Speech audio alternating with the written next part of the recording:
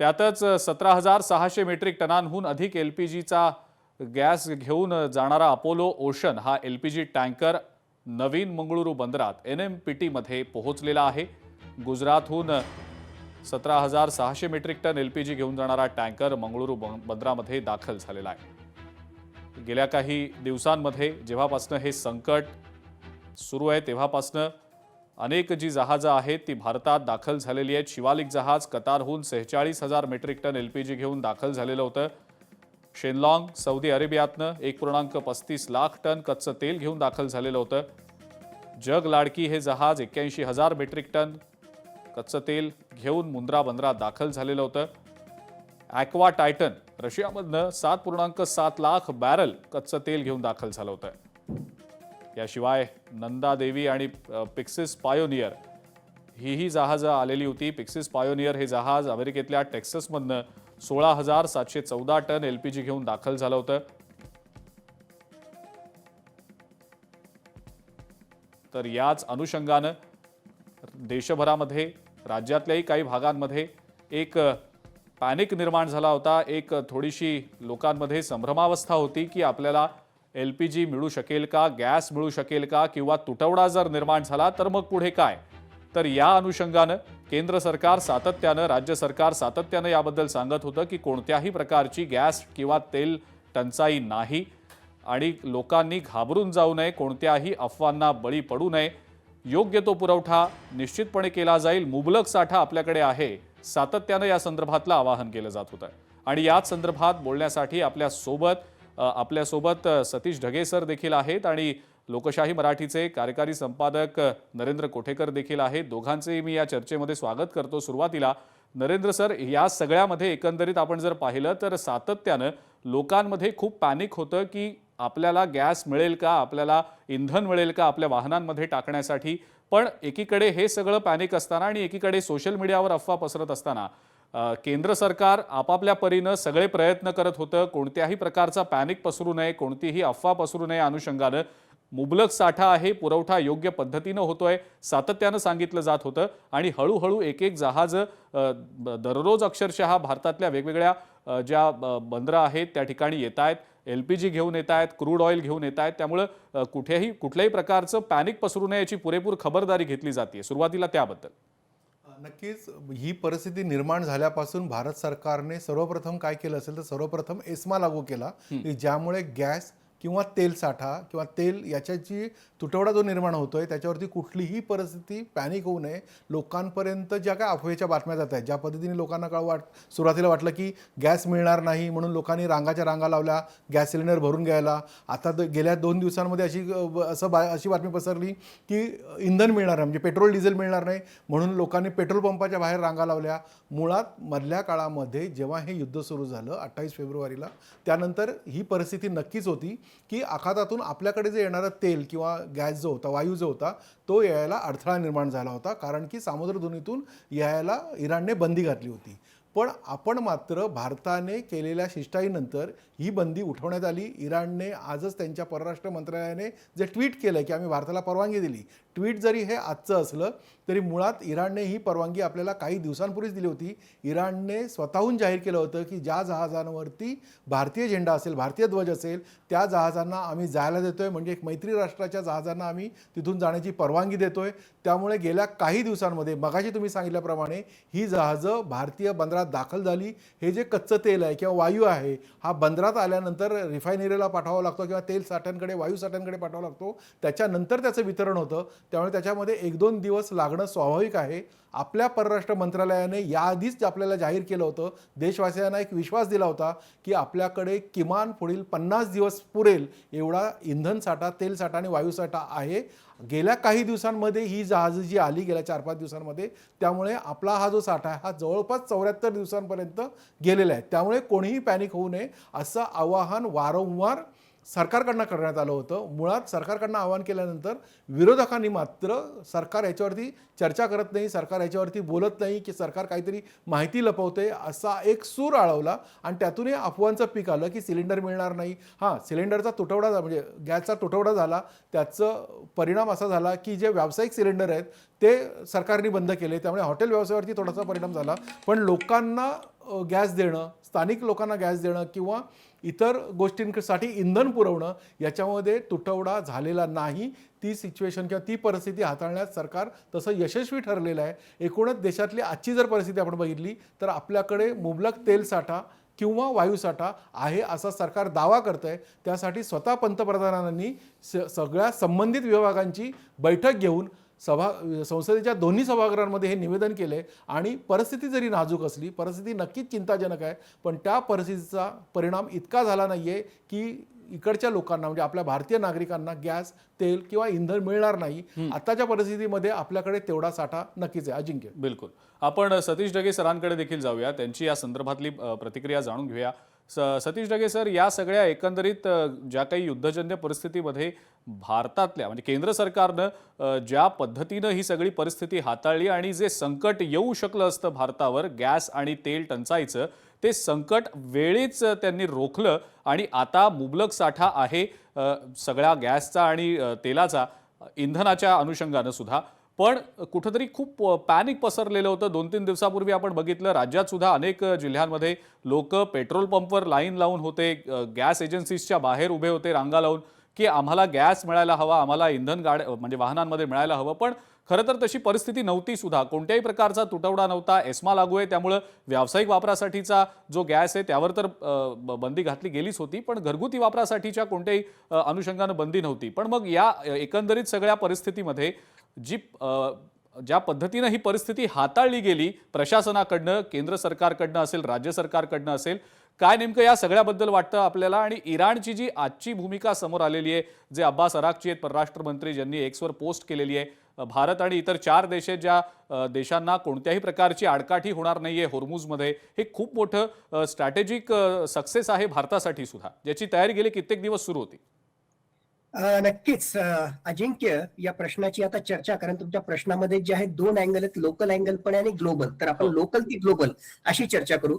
मी छत्रपती संभाजीनगर म्हणून त्या ठिकाणी बोलतोय. मी इथला रहिवासी आहे आणि मी आजची तुम्हाला जे आहे काही तासांपूर्वीची त्या ठिकाणी परिस्थिती सांगतो.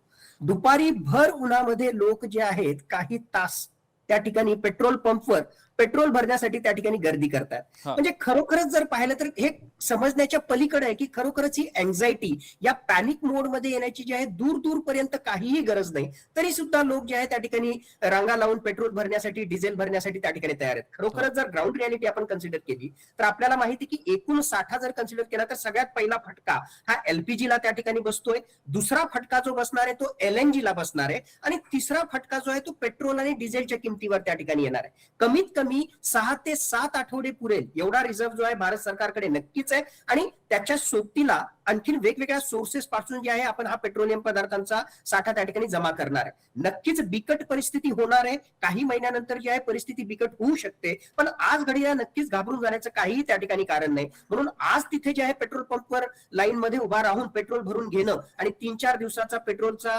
साठा जमा करून ठेवणं, माझ्या मते यामध्ये काहीही शानपण नाही. या पॅनिकी मोड मधून जे आहे सामान्य जनतेने वापस त्या ठिकाणी बाहेर यावं. आणि याच्यात कुठेतरी मला पर्सनली वाटतं की कुठेतरी जे आहे सरकार सुद्धा किंवा लोकल प्रशासन सुद्धा जे आहे का पॅनिकी मोड मध्ये येत आहे. काही जिल्हा प्रशासनाकडून त्या ठिकाणी असे निर्देश देण्यात आलेले आहेत की पेट्रोल पंपवर फक्त 200 रुपयाचं 2 व्हीलर साठी आणि 2000 रुपयांचं जे आहे 4 व्हीलर मध्ये त्या ठिकाणी पेट्रोल डिझेल देण्यात येईल. ठीक आहे, त्याचं म्हणणं आहे की ज्या प्रकारची गर्दी त्या ठिकाणी करतायत, पण सरकारकडून अशा प्रकारच्या पॅनिकी मोड मध्ये येणं, यातून लोकांमधली जी एक प्रकारची संभ्रमावस्था आहे किंवा जी पॅनिकी मोड आहे तो आणखीन एक्झॅजरेट होतोय की काय, अशा प्रकारची परिस्थिती निर्माण होतं वाटते. थोडेसे भारतीय नागरिक आणि त्यातल्या त्यात वोटर जे ते सुज्ञ आहेत. जसं मी सांगितलं, ग्राउंड रियालिटी आपल्याकडे कमीत कमी 6 ते 7 आठवड्यांचा पेट्रोलचा पुरवठा आहे. घाबरण्याची बिलकुल काही त्या ठिकाणी गरज नाही. 29 एप्रिल पर्यंत जे आहेत बंगालच्या निवडणुका आहेत, त्यामुळे थोडंसं राजकीय गणित सुद्धा लक्षात घेता इतक्या सहजासहजी केंद्र सरकार पेट्रोलच्या किमती वाढवेल किंवा पेट्रोलच्या किमती संबंधित, डिझेलच्या किमती संबंधित काही निर्णय त्या ठिकाणी घेईल का, हाही राजकीय दृष्ट्या सामान्य लोकांनी त्या ठिकाणी विचार करावा. हे अत्यंत महत्वाचं आहे. माझ्या मते commercial gas cylinders, that too hotel industry, यांच्याशी संबंधित जर बाब सोडली तर आज घडीला विशेष काही घाबरण्याची गरज नाही किंवा पॅनिकी मोड मध्ये येण्याची गरज नाही. येणाऱ्या काही महिन्यांमध्ये नक्कीच अत्यंत बिकट परिस्थिती होऊ शकते आणि त्या अनुषंगाने भारत सरकार योग्य ती कारवाई करत आहे. उद्या जे आहे आता राज्य सरकारांच्या चीफ मिनिस्टर सोबत सुद्धा प्रधानमंत्री चर्चा करणार आहेत आणि वेगवेगळे मेजर्स त्या ठिकाणी येणार आहेत. आंतरराष्ट्रीय स्तरावर त्या ठिकाणी येऊ नक्कीच अत्यंत महत्वाची अशा प्रकारची ती घटना आपल्याला म्हणायला हवी की इराणनं अशा प्रकारचे म्हणजे त्या अब्बास अराक्ची यांनी त्यांच्या सोशल मीडिया प्लॅटफॉर्म मधून सांगितलेलं आहे की पाकिस्तान, रशिया, चायना, इराक आणि इंडिया या 5 राष्ट्रांना स्ट्रेट ऑफ हॉर्मुझ मधून जे आहेत त्यांची जहाजं घेऊन जाण्यासाठी एक प्रकारे परमिशन दिलेली आहे. मुळातच स्ट्रेट ऑफ हॉर्मुझशी संबंधित जे अर्थकारण जे आहे ते अत्यंत किचकट त्या ठिकाणी आहे. मी जास्त डिटेलमध्ये आता त्या ठिकाणी जात नाही, पण आपल्या मित्र राष्ट्रांना त्याचा फटका बसू नये म्हणून जे आहे अशा प्रकारचं निर्णय घेणं हे इराणला भाग होतं. आणि भारत सुद्धा जो आहे एक प्रकारे मित्र राष्ट्रांमध्ये गणला जातो. हे भारताच्या एनर्जी सिक्युरिटीशी संबंधित चांगलं आहे आणि काही जहाज आपल्याकडे येत आहेत हे नक्कीच स्वागतार्ह आहे. बिलकुल. पण सातत्यानं Satish Dhage sir, petroleum ministry असेल किंवा शिपिंग मिनिस्ट्री असेल, सातत्यानं याबद्दलची पत्रकार परिषद घेऊन माहिती देत आहेत. कोणकोणती जहाजं कधी कधी येणार आहेत, कोणती जहाजं अडकून पडलेली होती जी आता व्यवस्थित त्या ठिकाणी मार्गक्रमण करून भारताकडे येत आहेत. एवढं सगळं असून सुद्धा हा पॅनिक का? म्हणजे काही याबद्दलचं काही लॉजिक समजत नाही. लोकांपर्यंत तो अवेअरनेस जात नाही की काय असं वाटतं?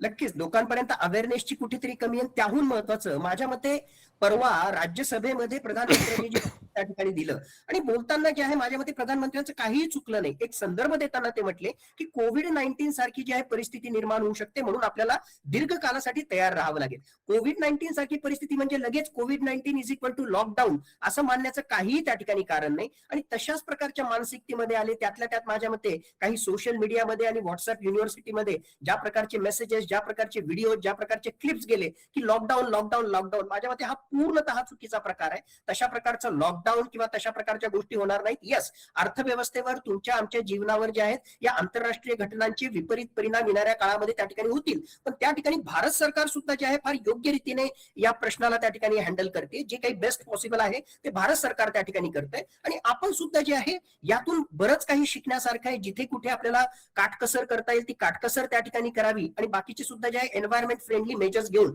जर आपण पुढे त्या ठिकाणी गेलो तर आपलं भलं होईलच होईल. या परिस्थितीमधूनही आपण बाहेर निघू आणि देशाचंही त्या ठिकाणी भलं होईल. म्हणून या ठिकाणी पॅनिकी मोडमध्ये जाण्याची काहीही गरज नाही. या संपूर्ण गोष्टींमध्ये जे आहे भारत सरकार अत्यंत सिस्टमॅटिकली जात आहे. मला जर कोणी विचाराल तर फक्त एक निर्णय मला थोडासा खटकला. सुरुवातीलाच भारत सरकारनं म्हणजे आनंद पानन आपण ज्याला म्हणतो तडका फडकीमध्ये जो निर्णय घेतला की commercial gas cylinder hotel industry त्याच्याशी संबंधित जे आहे सडनली ते जे बंद करण्याचा निर्णय घेतला, तो बंद करण्याच्या ऐवजी तिथे जर रेशनिंग केलं असतं 50%, 40%, 20% फिरून जे आहे 2 दिवसापूर्वी तो निर्णय आणलाच ना. तुम्ही जे आहे कमर्शियल गॅस सिलेंडर जे आहे 20% त्या ठिकाणी वाढवलंच ना. मग नंतर वाढवण्याच्या ऐवजी पहिल्याच दिवशी म्हणजे पहिल्याच 8 मार्चचा जो तुमचा निर्णय त्या ठिकाणी होता की सडनली बंद करणं, मग भारत सरकारनं या पॅनिकी मोडमध्ये येण्याची काय गरज होती? म्हणजे लोकांना सांगायचं की तुम्ही पॅनिकी मोडमध्ये येऊ नका आणि स्वतः असा काहीतरी निर्णय करायचा. तेवढा जर एक निर्णय सोडला तर माझ्या मते हे युद्ध सुरू झाल्यापासून आतापर्यंत एनर्जी सिक्युरिटीशी संबंधित भारत सरकार अत्यंत योग्य रीतीने भूमिका त्या ठिकाणी घेत आहे. प्रत्येक दिवशी पत्रकार परिषदेच्या माध्यमातून सामान्य लोकांसमोर त्या ठिकाणी येत आहे आणि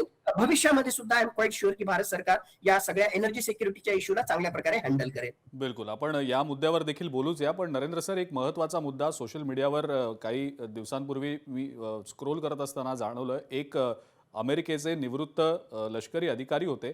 त्यांनी असं म्हटलं होतं की सध्या स्ट्रॅटेजिकली जर पोझिशन बघायचं म्हटलं या अशा परिस्थितीमध्ये, ज्या परिस्थितीत मध्य पूर्वेत एकीकडे युद्ध सुरू आहे पण त्याचा परिणाम जगातल्या जवळपास सगळ्याच देशांवर होतोय, असे कोणतेही वेगळे मोठे देश नाही ज्यांच्यावर या सगळ्याचा परिणाम होत नाहीये. पण भारत परराष्ट्र मंत्रालय, केंद्र सरकार अत्यंत शिस्तबद्ध पद्धतीनं स्ट्रॅटेजिकली इतक्या चांगल्या मूव्स करतंय, जसा एखादा चेस प्लेयर चेस खेळतो व्यवस्थित आणि प्रत्येक मूव अगदी कॅल्क्युलेटेड असते, लॉजिकली विचार करून केलेली असते. अशा पद्धतीनं सध्या भारताचं परराष्ट्र मंत्रालय आणि इतर संलग्न जी मंत्रालय आहेत ती आपली काम करत असल्याचं त्यांचं म्हणणं होतं. आता भारताला ज्या पद्धतीनं रिस्पॉन्स मिळतोय इराणकडनं किंवा इतर जे देश आहेत त्या देशांकडनं, ते पाहता हे खरंच त्यांचं जे मत आहे ते योग्य वाटतंय? इतका फेवरेबल आपण सध्या स्ट्रॅटेजिकली मूव्ह करतोय प्रत्येक बाबतीत? नक्कीच वाटतंय, कारण की त्याचं वास्तव आपल्यासमोर आहे. गेल्या काही दिवसात आपल्याकडे आलेली जहाजं, आपल्याकडचा वाढलेला साठा हे पाहता हे एक दोन दिवसात घडलं नाहीये. 28 तारखेला हल्ला झाल्यानंतर जी काही परिस्थिती होती ती परिस्थिती हाताळण्यात किंवा ती शिष्टाई करण्यात, ती चर्चा करण्यात भारत सरकारच्या वतीने जी लोक चर्चा करत होती त्यांच्या त्या चर्चेला यश आलं. म्हणूनच गेल्या काही दिवसांमध्ये ही जहाजं आपल्या बंदरात पोहोचली. म्हणजे तो जो असलेला जो ते जे उत्पादन आहे, तेल असेल, वायू असेल, इंधन असेल, ते आपल्यापर्यंत पोहोचलं म्हणजे ती शिष्टाई कुठेतरी कामी आली. त्यांनी जे मत भारताबद्दल व्यक्त केलं ते नक्कीच आज वास्तवात येत आहे. आज भारताची परिस्थिती म्हणजे जगभरातल्या सर्वच देशांमध्ये युद्धाचा परिणाम झालेला आहे. आखातामध्ये असलेले युद्ध हा परिणाम का करतं? कारण आखातात सर्वाधिक तेल उत्पादन जे होतं ते आखातात होतं आणि ते वेगवेगळ्या देशांना पुरवलं जातं तिथून. त्यामुळे आखातात असलेल्या युद्धामुळे, युद्धजन्य परिस्थितीमुळे त्याचा जगभरावर परिणाम झाला. पण तो परिणाम आपल्यावरती पण परिणाम झाला का? तर हो, नक्कीच झाला. जसे ढगे सर म्हणाले की भारत सरकारने ही परिस्थिती हाताळणं यश तर मिळवलं, पण जी पॅनिक सिच्युएशन आज मितीस आपल्याला जाणवते, लोकांमध्ये जे भीतीचं वातावरण झालं आहे की उद्या युद्धाची परिस्थिती अधिक तीव्र झाली तर आपलं काय? म्हणजे माझ्या घरात गॅस असेल का? माझ्या गाडीत पेट्रोल असेल का? म्हणून आज आपण बघितलं की काही ठिकाणी आपण जेव्हा जिल्ह्यातल्या प्रतिनिधींना सकाळी लाईव्ह दाखवायला सांगितलं तर अक्षरशः लोक गाडीत पेट्रोल भरून आहेतच, पण अधिकचं पेट्रोल घेण्याची पण त्यांची तयारी आहे. म्हणजे अधिकचं पेट्रोल आपल्याकडे साठवून ठेवावं, जे की अशा परिस्थितीमध्ये साठवून करणं हा कायद्याने गुन्हा आहे. पण लोकांची एक भीती जी असते की नाही, आपल्याकडे म्हणजे पुढे आपल्याला कुठलाही धोका पत्करायला नको, पुढे कुठल्याही भीषण टंचाईला आपण सामोरं जायला लागू नये, म्हणून लोक आज ते साठा करून ठेवायला लागलेले आहेत. हा जर साठा केला नाही, म्हणजे सुरुवातीच्या आपण गॅससाठी ज्या लाईन बघितल्या घरगुती गॅससाठी, त्या म्हणूनच होत्या ज्यांच्याकडे 2 सिलेंडर आहेत ते स्वतःहून जाऊन की आपण दुसरा सिलेंडर पण भरून घेऊया, हा त्यांच्यासाठी म्हणून, त्यांच्या घरासाठी म्हणून तो योग्य निर्णय होता. पण त्यामुळे एकत्रित गर्दी गॅस सेंटर्सवर झाली, एजन्सीसमोर झाली. त्यावेळेलाही एजन्सी प्रमुखांनी त्या वेळेला सांगितलं की तशी कुठलीही तुटवड्याची ही घोषणा आमच्यापर्यंत आली नाही, नोटीस आली नाही, तुम्हाला गॅस व्यवस्थित मिळेल. मला एक वाटतं की जसं ढगे सर म्हणाले की भारत सरकारने थोडंसं चुकलं की कमर्शियल गॅस तातडीने बंद केला आणि ती पॅनिक सिच्युएशन झाली.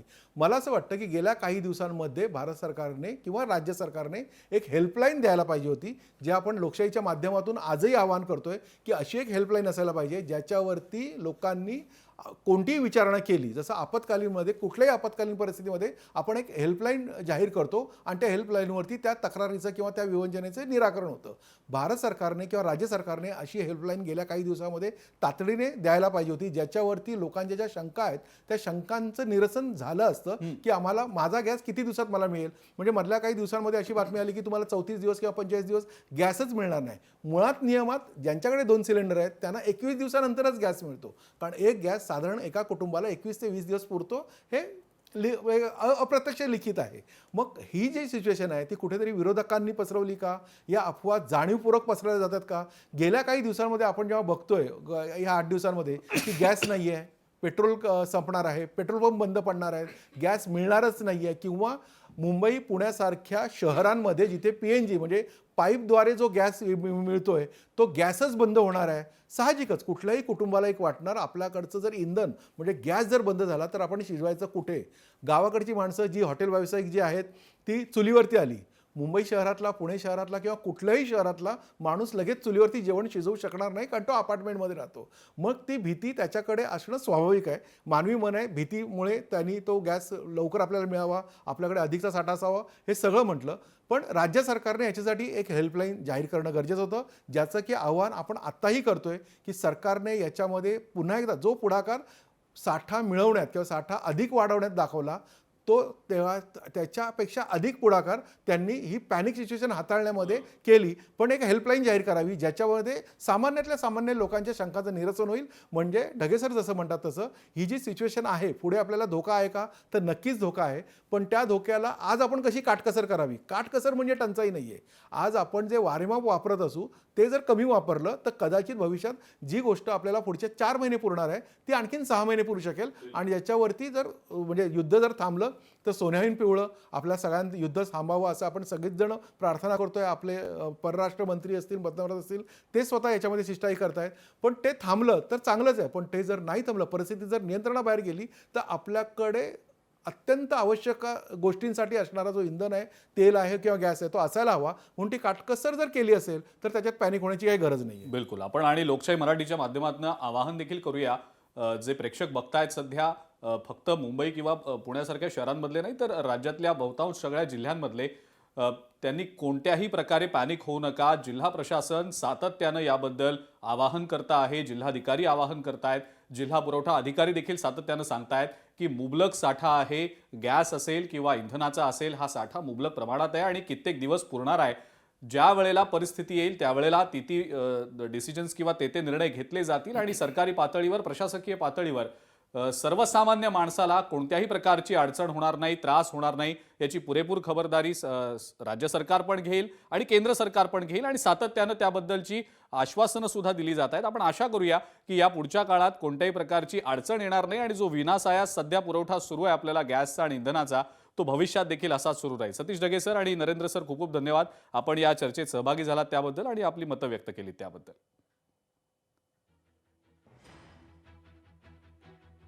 तर भारतातील गॅस आणि तेल टंचाईचं संकट दूर होतंय. अनेक जी तेलवाहू आणि गॅसवाहू जहाजं आहेत ती हळूहळू भारतातल्या विविध बंदरांमध्ये दाखल होत आहेत आणि जो तुटवडा जाणवत होता गेले काही दिवस, तो तुटवडा आता दूर होणार आहे. लोकशाही मराठी ऐका, पहा, जागरूक रहा.